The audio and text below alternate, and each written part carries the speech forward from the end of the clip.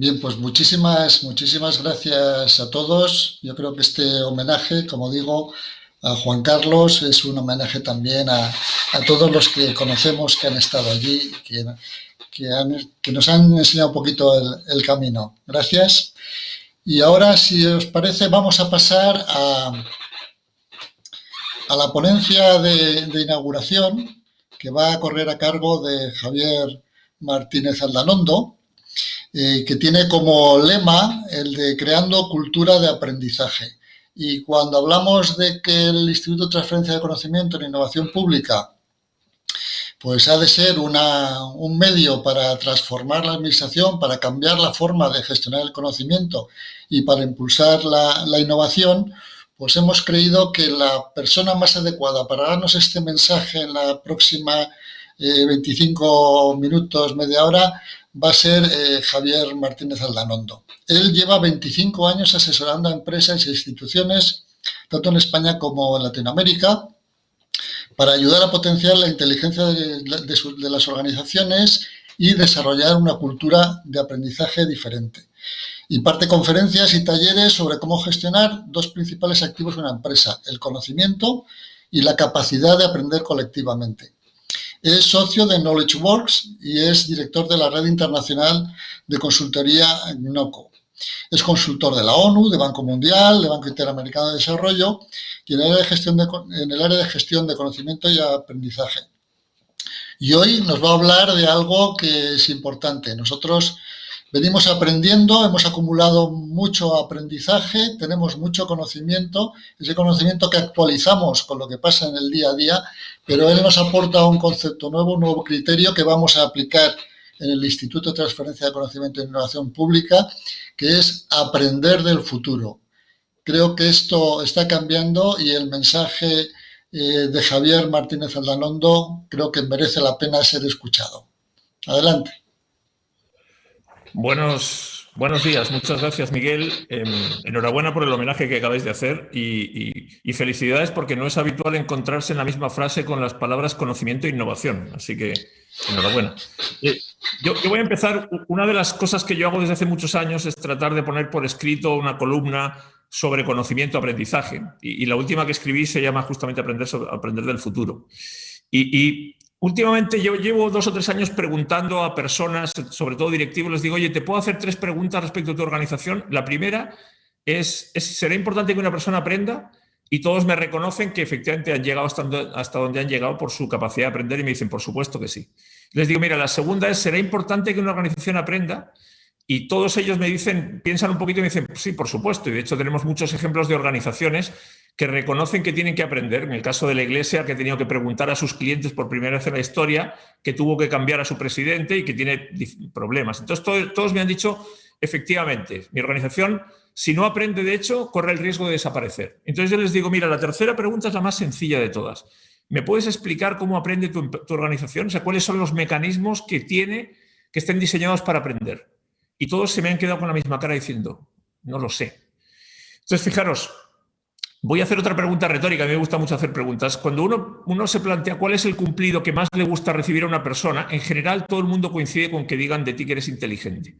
Y cuando uno se va a buscar el origen del término inteligencia, que viene del latín, inteligentia, que a su vez viene de intelligere, se descompone en dos términos. Uno, intus, que es entre, y el segundo, legere, que es escoger. Entonces, una persona inteligente es una persona que sabe elegir bien. Yo no sé si os acordáis de este caso de Sully, un piloto que salvó la vida de 125 personas y que Clint Eastwood y Tom Hanks llevaron al cine. Bueno, coloquialmente, elegir bien significa tomar buenas decisiones. Y claro, tomar buenas decisiones de alguna manera significa ser capaz de anticipar el futuro. Yo sé lo que va a ocurrir y me decanto por aquello que es lo que va a pasar y luego es lo que pasa. Entonces, para que tú tomes buenas decisiones de manera recurrente, no por suerte ni por casualidad, tú tienes que tener conocimiento. Tú no aterrizas un avión en el río Hudson por casualidad. Y para tener conocimiento, tú previamente has tenido que aprender. O sea, el conocimiento es el resultado del proceso de aprendizaje. En este caso, horas de simulador de vuelo y muchas horas pilotando. O sea, los pasajeros de ese avión tenían al mejor piloto posible.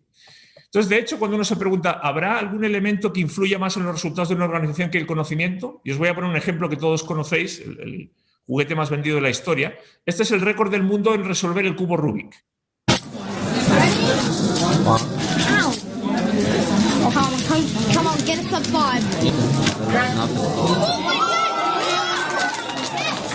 4,2 segundos. La diferencia entre esa persona y cualquiera de nosotros no es el cubo, no tiene más manos, más dedos, más ojos que nosotros, tiene más conocimiento porque ha dedicado mucho más tiempo a practicar y aprender. Entonces, por eso aprender es tan importante, porque el proceso que produce como resultado conocimiento se llama aprendizaje. Entonces, para mí hay un segundo rasgo esencial para definir la inteligencia. Una persona es inteligente cuando aprende rápidamente y una organización es inteligente cuando aprende rápidamente también. Y ojo, y esto es para otro día que tengamos más tiempo, la inteligencia se aprende, se desarrolla. Este es el menú que tengo preparado, que me gustaría ir viendo cada uno de estos temas. No vamos a poder dedicarle mucho porque el tiempo es razonablemente limitado, pero me conformo con dejar instaladas, ojalá, algunas inquietudes. Bueno, cuando se escucha hablar de transformación digital, de digitalización, ¿de qué estamos hablando? Estamos hablando de cambio, nada nuevo. Y de hecho a mí me da un poco de vergüenza hablar de cambio a estas alturas porque si el ser humano nunca hubiera cambiado estaríamos todavía en taparrabos en las cuevas. O sea, no podemos decir que esto del cambio sea nuevo. Lo que está cambiando del cambio es la velocidad a la que está ocurriendo. Y el impacto que tiene en el conocimiento es que la velocidad del cambio hace que el conocimiento caduque cada vez más rápido. Y conocemos millones de ejemplos de organizaciones, Kodak, Nokia, BlackBerry, que inteligentes punteras que dejaron de aprender y desaparecieron. Entonces, la única alternativa que nos queda como organizaciones es aprender para seguir viviendo. Y esto es una decisión. Tú puedes decidir seguir cortando el árbol como siempre lo hiciste, por supuesto, o estar disponible para innovar y mirar nuevas maneras de hacerlo. Y esto el ser humano lo sabe desde la Biblia. Esto lo sabemos desde hace 2000 años. Entonces, hay una ley universal que también la sabemos desde hace mucho tiempo que dice, y esto funciona para individuos, para organizaciones, para sociedades, y es que si tú quieres sobrevivir tienes que cambiar al menos a la misma velocidad a la que cambia el entorno en el que tú estás. Si quieres innovar y destacarte tienes que ir más rápido. Ahora, si vas más lento, corres un riesgo gigantesco. Las personas tienen una pequeña ventaja y es que no se deprecian siempre que cumplan una condición, siempre que sigan aprendiendo. En el momento que tú sigues aprendiendo, te estás revalorizando continuamente. Y aquí me imagino que todos conocéis a Harari.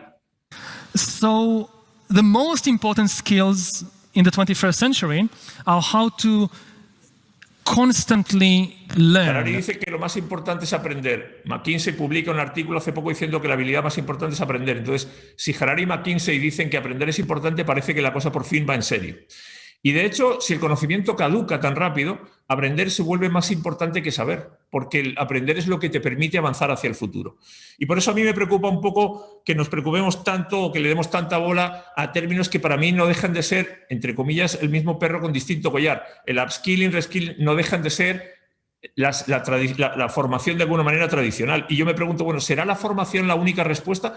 Y la formación es una herramienta para gestionar el conocimiento y aprender, pero ¿quién de vosotros ha tenido que hacer un curso para aprender sobre el COVID? Hemos aprendido un montón, pero hemos seguido caminos distintos. Entonces, ojo, porque el aprendizaje no es un acto puntual, no es un curso, no es un programa, es un stock y es un flujo dinámico y permanente que no termina nunca y que tiene múltiples mecanismos.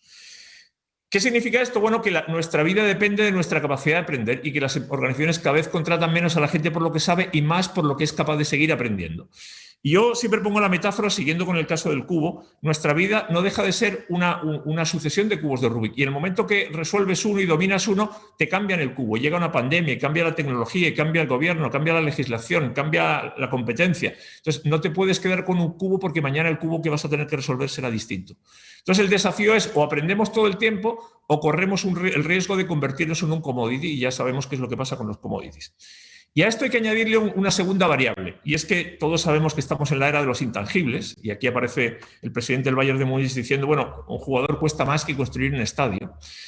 Y sabemos y podemos analizar el valor que tenían las organizaciones en los años 70-80, que era básicamente por sus activos físicos, y hoy en día una organización se valora por sus activos intangibles. Si uno mira el ranking de los países más desarrollados del mundo, no son desarrollados por los activos físicos de las materias primas, son líderes en conocimiento. Y el caso más claro es lo que pasa con Venezuela. No hay nadie que tenga más petróleo que Venezuela y, sin embargo, el país está muy complicado. Si uno mira el ranking de los países más innovadores, coinciden más o menos con los países más desarrollados y la innovación no deja de ser un intangible. Y si uno mira los países que menos horas trabajan, curiosamente se repiten de nuevo los mismos. Entonces tú dices, coño, estos tíos hacen trampa porque son los que menos trabajan, los más innovadores y los más desarrollados. Y cuando uno mira la lista de las empresas que dominaban el mundo hace 20 años y la compara con las empresas que hoy en día están en los rankings, uno llega de nuevo a la misma conclusión. Las empresas que hoy en día están liderando son empresas de conocimiento, de intangibles, no de activos físicos. ¿Qué significa eso? Que están triunfando las que son las neuronas las que le están dando orden a los átomos y no al revés como era históricamente. Y cuando uno se pone en los zapatos de la administración pública y uno se pregunta, bueno, ¿en qué negocio está la administración pública? Bueno, evidentemente está en un negocio de conocimiento que tiene como resultado servicios que se entregan a los ciudadanos. Es decir, estamos en el negocio de diseñar servicios a partir de necesidades, entregarlos, luego evaluarlos, etcétera, etcétera. Entonces, la única materia prima que tenemos en el sector público para hacer eso es el conocimiento de todas las personas que vienen a trabajar. Y eso, aunque no nos demos cuenta, estamos en el negocio de gestionar conocimiento. Ahora, cuando uno junta en la misma coctelera cambio con intangible, se produce la tormenta perfecta porque estamos en un cambio de modelo. No me voy a meter demasiado en el tema de aprendizaje, no me voy a meter en definiciones, pero si uno se pregunta dónde almacenamos las personas las experiencias de lo que aprendemos, evidentemente las almacenamos en un órgano que está especialmente diseñado para aprender, que es el cerebro, que todos lo tenemos. Ahora, aprender no depende del tamaño de la cabeza ni de la cantidad de neuronas, por suerte.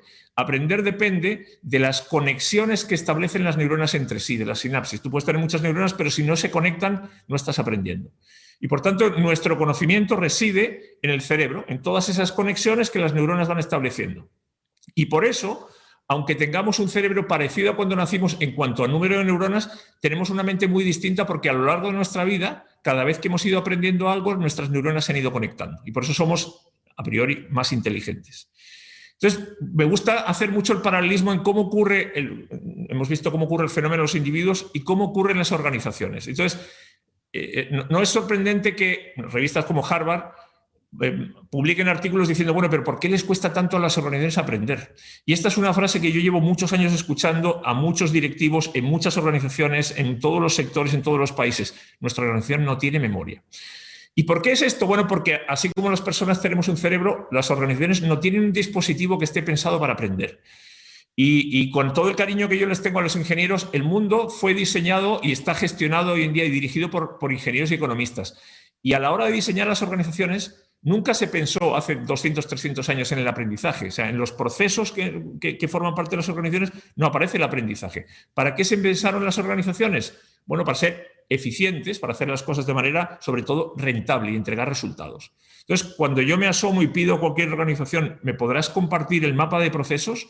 La conclusión que uno obtiene cuando lo mira es que para operar no hace falta aprender. O sea, el aprendizaje no está en los procesos. Hay que repetir siempre y hacerlo de la misma manera como siempre se ha hecho. Entonces, eso produce un desequilibrio muy grande y es que las organizaciones tienen siempre un músculo muy desarrollado para operar, para entregar el servicio, para atender a los clientes, pero el músculo de aprender de lo que hacen es raquítico. Y yo creo que para los desafíos que se vienen, las organizaciones tienen que compensar. No es que tú vayas a dejar de operar porque es el negocio en el que estás, pero tienes que equilibrarlo de alguna manera y compensarlo con un músculo que aprenda de lo que estás haciendo.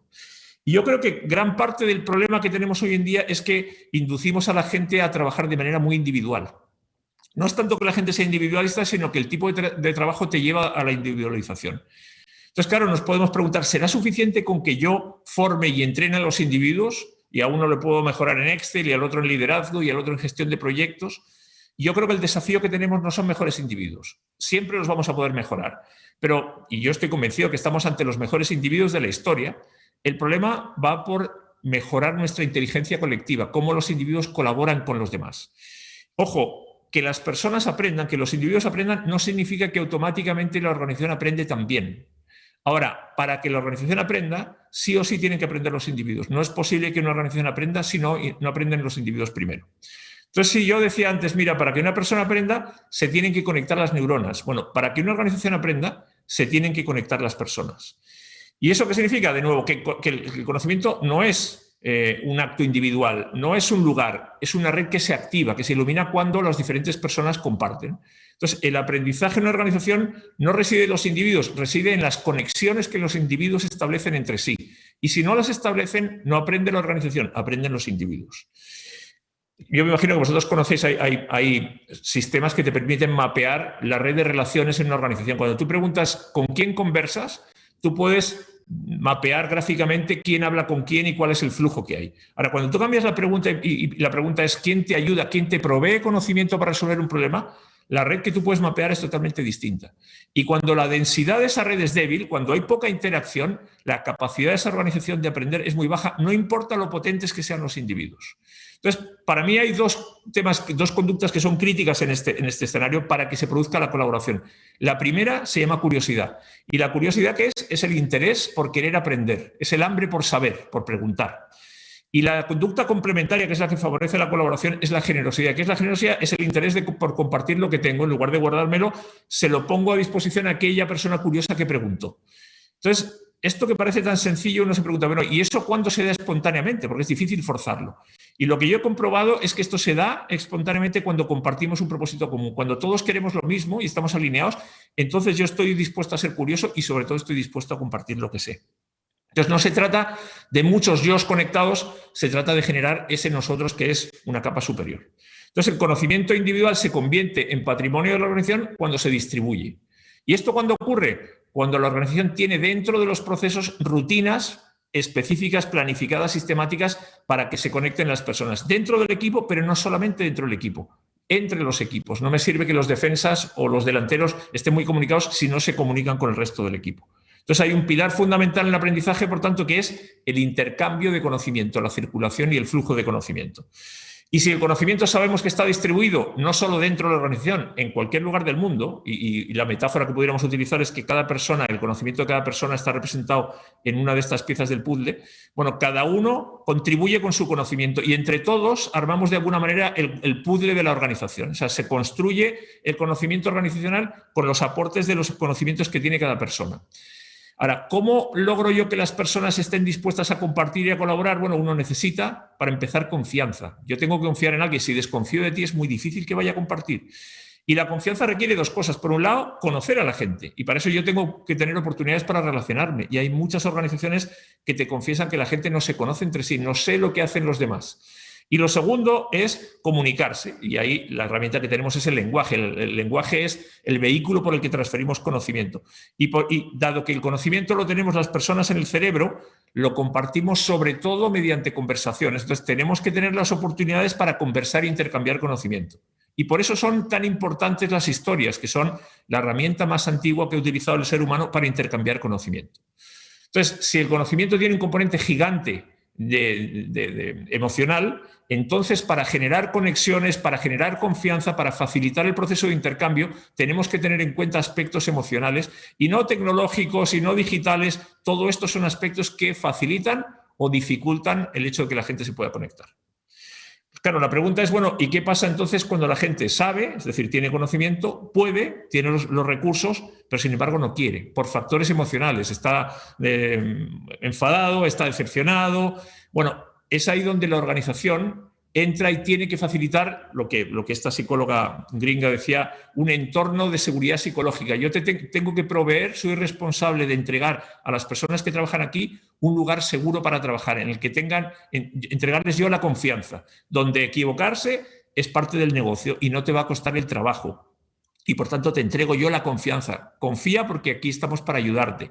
Donde si tú preguntas, no vas a tener miedo a reconocer que no sabes y no vas a quedar en evidencia delante de los demás, sino que es un rasgo de inteligencia. Donde se espera que contribuyas, porque esto lo construimos entre todos. Entonces, es la organización la responsable de generar ese espacio para que las personas estén dispuestas a compartir y aprender. El penúltimo punto tiene que ver con aprender del futuro. Yo sé que esto es evidente para todos, pero nuestra herramienta de trabajo de todos los que estamos aquí es el cerebro. Y el cerebro tiene una característica y es una herramienta que se dedica a intentar, como decíamos antes, predecir el futuro. Y por eso la inteligencia artificial lo que intenta es anticipar el futuro, también basándose en datos del pasado. Ahora, no todo lo que aprendemos es igual. Una cosa es aprender lo que ya sabemos, y este es el negocio de la educación, de la formación. Esto es saber y transmitir lo que ya se sabe. El problema es que esto, uno, no es suficiente para lo que viene y segundo, esto cada vez más lo vamos a automatizar. Y otra cosa distinta es aprender lo que no se sabe. En el caso de la pandemia esto es muy claro. Sabíamos mucho de mascarillas y de distanciamiento social, no sabíamos de cómo hacer una vacuna. Y aquí está el gran desafío, aprender lo que no sabemos. Y cuando yo hablo de aprender del futuro me refiero a que no podemos esperar que el camino que siga va a ser una prolongación exacta del camino que hemos recorrido hasta ahora. O nos vamos a equivocar, porque va a ser muy diferente. Y por eso yo creo que necesitamos menos mapas que caducan y más brújulas, porque los mapas se desactualizan. Como decíamos antes, el conocimiento caduca muy rápido. La brújula es una herramienta que me permite orientarme de una manera distinta. Y por eso a mí me gusta mucho esta frase de Mark Twain y dice, mira, el problema no es lo que no sabemos, es lo que estamos seguros de que sabemos. ¿Y qué significa eso? En un evento como este donde se habla de innovación, bueno, innovar no deja de ser una forma más sexy de referirnos al aprendizaje. Y de hecho, aprender es el costo que pagamos por innovar, porque cada vez que tú haces algo nuevo estás aprendiendo a hacer cosas distintas. Y así como la gestión de conocimiento se ocupa de todo aquello que ya sabemos, para lo que hay respuesta, y es útil, y es muy útil, la innovación se ocupa de todo aquello que todavía no sabemos y tenemos que aprender, ¿sí? Y la contramoneda del aprendizaje es que, evidentemente, si vamos a aprender cosas nuevas, vamos a tener que dejar de hacer cosas que veníamos haciendo hasta ahora. Desaprender no es borrar lo que sabes, es sobreescribirlo, dejarlo ir porque ya no es suficiente, darle las gracias porque nos ha traído hasta aquí y liberarnos. Entonces, cuando hablamos de rediseñar el aprendizaje hacia el futuro, es pasar de hacer tanto énfasis en transmitir lo que ya sabemos y, sobre todo, preocuparnos más en crear el nuevo conocimiento que necesitamos para un modelo distinto que es al que todos aspiramos. Y eso significa cultivar capacidades totalmente distintas de las que hemos ido hasta ahora reconociendo en el mundo, sobre todo educativo. Todas estas capacidades son innatas, todos los seres humanos las traemos de serie. Otra cosa es si las desarrollamos. Y con ellas, con esos ingredientes, es con los que construimos lo que viene para adelante. Y el último tema tiene que ver con cultura de aprendizaje. Yo escribí, de hecho, hace un año exactamente, cuando empezaba la pandemia, justamente un artículo para tratar de hacer una correlación entre lo que estaba pasando con la pandemia y el aprendizaje. ¿Qué es la cultura de aprendizaje? Bueno, al final, cultura de aprendizaje es que nunca terminamos, nunca hacemos nada sin preguntarnos qué aprendimos. Y nunca empezamos nada sin preguntarnos si habrá algo que alguien habrá aprendido que me pueda servir a mí para empezar. Y esto es como de perogrullo, es muy evidente. El desafío siempre es cómo inserto yo la cultura, el aprendizaje en culturas y en inercias, como en el caso de la administración pública, que son tan poderosas, que tienen tanto tiempo y tanto recorrido. Yo lo graficaba en tres cosas que son muy sencillas, que no nos vamos a explicar ahora, que tiene que ver con que estar siempre pensando en aprender antes de hacer algo, mientras hago algo, y luego cuando termino no olvidarme también de recoger lo que aprendí de haberlo hecho. Y os voy a contar una historia muy sencilla. Mira, hace 7 años a mí me invitaron a un evento de neurociencia y aprendizaje, y en la cena con los ponentes yo era el único que no era ni psiquiatra ni nada parecido. Entonces aproveché que se habían tomado unas copas y les hice una pregunta. Les dije, oye, una pregunta, ¿el aprendizaje tiene capacidad, el cerebro tiene capacidad finita o infinita? Y ellos me dijeron, no, tiene capacidad limitada. O sea, el cerebro no puede hacerlo todo. Como todo dispositivo físico tiene límites. Entonces les dije, bueno, entonces no nos podemos equivocar en decidir qué le pedimos. Si no lo puede hacer todo, hay que priorizar. Y la pregunta es, bueno, entonces, ¿para qué usamos nuestro cerebro? Esto que veis aquí...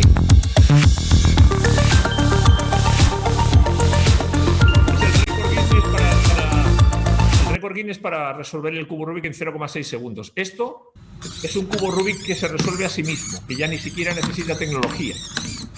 Entonces, los ordenadores saben, entre comillas, muchas más cosas que nosotros, tienen mucha más capacidad que nosotros para almacenar información y para procesarla, que es de alguna manera el uso que le damos al cerebro en el sistema educativo.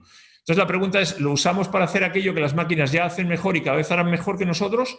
Bueno, que una máquina haga algo que tú no puedes hacer no significa que sea inteligente, significa que puede hacer algo que tú no puedes hacer. Y por eso la tecnología, la inteligencia artificial no nos pudo ayudar con la pandemia. Al principio no la pudo prever porque no sabe más que nosotros.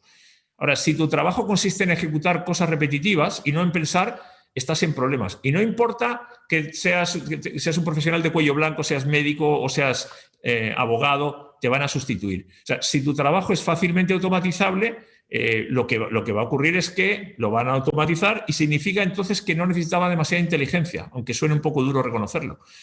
¿Por qué nos preocupa todo esto? Bueno, porque es la primera vez en la historia que las máquinas amenazan con sustituir nuestro cerebro. Hasta hace poco sustituían los músculos. Pero yo creo que deberíamos estar felices, aunque suene raro. ¿Por qué? Bueno, porque esto nos empuja hacia el trabajo intelectual. Podemos dejar a las máquinas que hagan el trabajo sucio y nosotros concentrarnos en otro tipo de cosas. Voy con las conclusiones.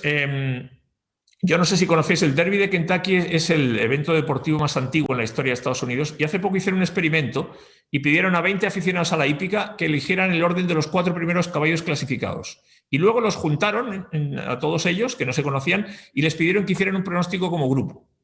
Se corrió el Derby y ningún individuo acertó, ni siquiera los expertos en hípica que escriben en los periódicos. Hubo un solo ganador que se llevó toda la pasta, que fue el resultado de los 20 como grupo. Entonces, si seguimos con la metáfora de antes, un cerebro es una red de neuronas que se caracteriza por estar conectadas. Bueno, una organización es una red de individuos que en general se caracteriza por lo contrario, por estar desconectados. Entonces aquí hay dos preguntas que nos tenemos que hacer. Uno, ¿somos conscientes del despilfarro que esto significa, de no combinar toda la inteligencia que tienen todos esos individuos? Y la segunda pregunta entonces es, bueno, ¿cómo nos aseguramos de generar un cerebro de cerebros que esté compuesto por la inteligencia de cada uno, para que el todo sea mucho más que la suma de las partes? Entonces, yo estoy convencido que las organizaciones no tienen ningún activo más importante que su conocimiento. ¿Y eso qué significa? Que todos estamos en el negocio del conocimiento y, por tanto, lo tenemos que administrar. Lo primero que debería administrar una organización es su conocimiento. Si uno piensa, por ejemplo, en Iberia y dice, ¿cómo es posible que se haya convertido en líder mundial en puntualidad? No ha sido por los aviones, son los mismos que los demás, no es por los aeropuertos, son los mismos que los demás, es el conocimiento que ha gestionado. Y por suerte tenemos abundancia de conocimiento, no tenemos déficit, pero si no nos preocupamos, lo perdemos. Es lo mismo que pasa con una casa, en el que si no tienes bien cerrada la casa, estás perdiendo energía, estás perdiendo calor, estás gastando y el conocimiento se va igual. Sin que lo veamos, porque es un intangible, lo estamos perdiendo por no administrarlo. Entonces, es verdad que hay una parte del conocimiento que está sistematizado y documentado, pero no es la más importante. En general, el conocimiento lo tienen las personas. Por eso no hay ninguna organización que pueda funcionar sin personas todavía. En un negocio de conocimiento como el que estamos todos, solamente sobrevives, entre comillas, si eres capaz de aprender. Entonces, el ser humano, por suerte, es el mejor sistema de aprendizaje que hemos conocido y somos, de hecho, la principal tecnología. Y por eso, cuanta más tecnología hay, más importantes somos las personas. Somos las personas las que creamos la tecnología. Está comprobado, yo creo que el mundo es de los que aprenden rápido. Y, por tanto, yo estoy convencido que nuestra vida depende de nuestra capacidad de aprender. A todos, cuando nacemos, nos dan los dos mismos elementos. Nos dan un cerebro y nos dan tiempo. Y nos dicen, con esto tienes que jugar. Y luego el uso que le damos a ese tiempo que tenemos y a ese cerebro ya depende de cada uno. Por eso es bien interesante esta frase del presidente de Microsoft que dice, mira, no queremos ser una empresa que lo sabe todo, queremos ser una empresa que lo aprende todo, está mirando hacia adelante. Y eso significa administrar al mismo tiempo lo que sabemos, no nos podemos olvidar de eso porque eso es lo que nos permite operar hoy, con lo que tenemos que aprender para mañana. Y está claro, y por eso me parece tan valiosa esta iniciativa que estáis poniendo en marcha, que el futuro es un desafío de colaboración. La pandemia nos ha demostrado que nadie podía desarrollar la vacuna por sí solo. Y la principal preocupación en las organizaciones, de hecho, sigue siendo el trabajo en silos, el cómo mantenemos a la gente trabajando por separado. Entonces ya sabemos que solamente con tu conocimiento no vas a llegar muy lejos porque los problemas son cada vez más complejos y la historia de la evolución humana y de la evolución de las especies lo reconoce así. No hay nadie que sepa más que todos los demás juntos y para una organización solamente vas a ser valioso si colaboras. No hay organización que sobrevive si sus integrantes no quieren colaborar y, por tanto, la colaboración no puede ser una decisión, no puede ser una opción. O sea, si aquí creemos en jugar pasándonos la pelota, tienes que pasar la pelota. Y yo creo que este va a ser un mundo difícil para los egoístas. Es tu decisión, pero lo vas a tener muy complicado. Y por eso esta frase de los Masái, si tú quieres ir rápido, tienes que ir solo. Pero si quieres llegar lejos, es mucho más inteligente ir acompañado por otros. Cultura de aprendizaje, como yo os decía, tiene que ver con que no hay nada que hagamos aquí que no incluya el aprendizaje o siempre que hacemos algo, siempre tenemos la oportunidad de preguntarnos si yo lo hiciera la próxima vez, ¿lo haría igual o he aprendido algo? Y termino con un pequeño llamamiento al liderazgo. A mí el tema de los líderes no me entusiasma, no me enamora, porque yo creo que el liderazgo es algo que todos debiéramos ejercer. Y los líderes no dejan de ser, el liderazgo significa ser embajador de la cultura de la organización. El trabajo inteligente siempre le va a ganar a medio y largo plazo la partida al trabajo obediente. Ahora, el trabajo inteligente significa revisar el diseño de las organizaciones. Y eso significa modelos de trabajo diferentes. Y esto no es un desafío tecnológico, no es un tema que uno necesite tecnología para hacer, es un cambio de modelo mental, de mirada. No es un tema de recursos, es mucho mejor si yo tengo recursos económicos, pero las ideas no surgen del dinero necesariamente. Ahora, evidentemente esto no es gratis. Aprender lo que te pide es tiempo. O sea, el aprendizaje te dice, dame tiempo y yo te voy a dar resultados, pero no te los voy a dar de un día para otro. Uno no va a sembrar por la noche y espera cosechar a la mañana siguiente. Y esta es la principal excusa que ponemos siempre. No tenemos tiempo. Yo creo que en el caso del liderazgo no hay nada más poderoso que el ejemplo. Si tú crees en el aprendizaje, da ejemplo de ello y conviértete tú también en un experto en aprendizaje tuyo y de tu equipo. Entonces, por eso el aprendizaje no puede ser una casualidad para cuando nos quede tiempo, no. Tiene que ser planificado, sistemático, tiene que ser intencional. Y por eso no nos podemos permitir el lujo de improvisar el futuro. El futuro tiene mucho más que ver con hacia dónde vamos, y tenemos que definir eso, que no solamente con el camino que hemos recorrido.